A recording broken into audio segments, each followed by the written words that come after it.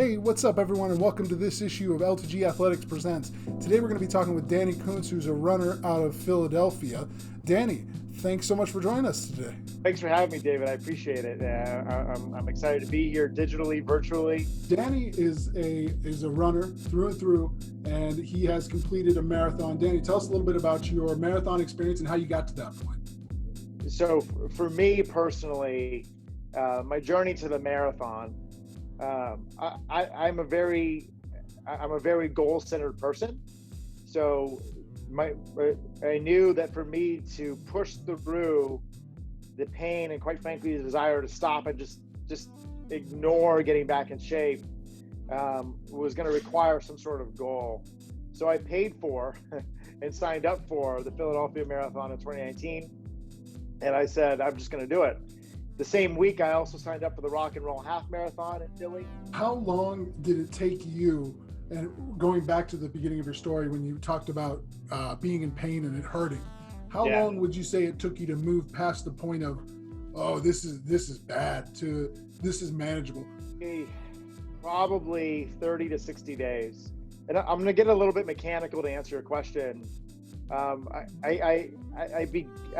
began an obsession with the biomechanics of running, and I'll clarify this. I don't consider myself an expert.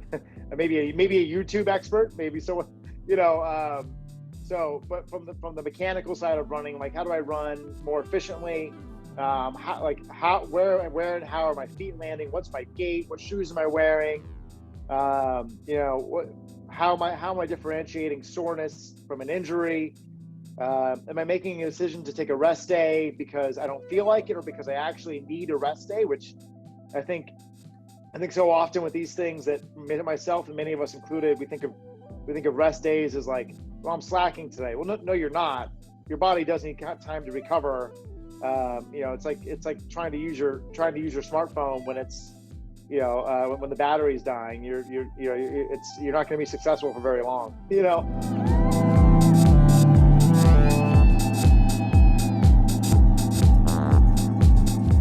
So during this time of coronavirus and the COVID-19 spread, where social distancing is the norm, how is it that you're able to keep training, Danny? I think it's critically important for all of us that we do that. I've a heightened sense of awareness when I go out. So, I'm trying to choose routes that are not common running routes, staying away from areas in Philly that I know are incredibly popular running areas. If I see people in the distance running into the road when safe, I'm not advising anyone to run into the road into oncoming traffic, but whenever it's safe and applicable to get away from sidewalks. Yesterday, for example, we're running by a park and people were coming the other way, jumping off of the sidewalk into the grass for 100 meters or so to clear the space.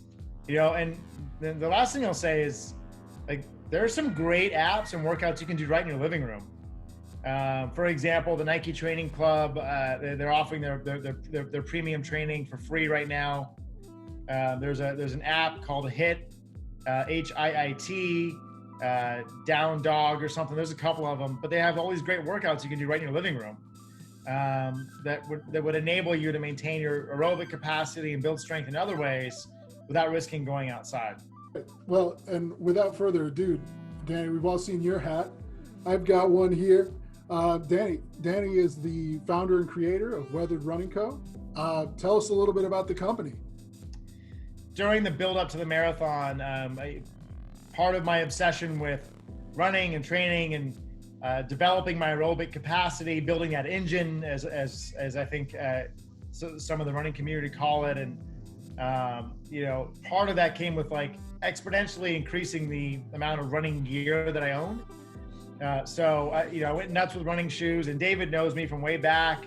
I'm a longtime sneakerhead, so any excuse to buy a new pair of Nikes, I'll take it.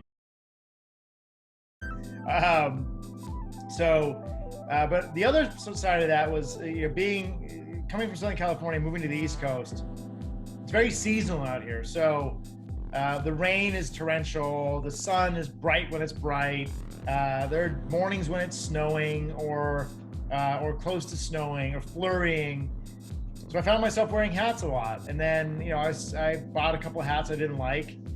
And then I bought some that I really liked. And I bought a lot of hats from a company that I idolize. And as my running hat drawer filled up, I thought, man, I can do this. Like, this would be really cool.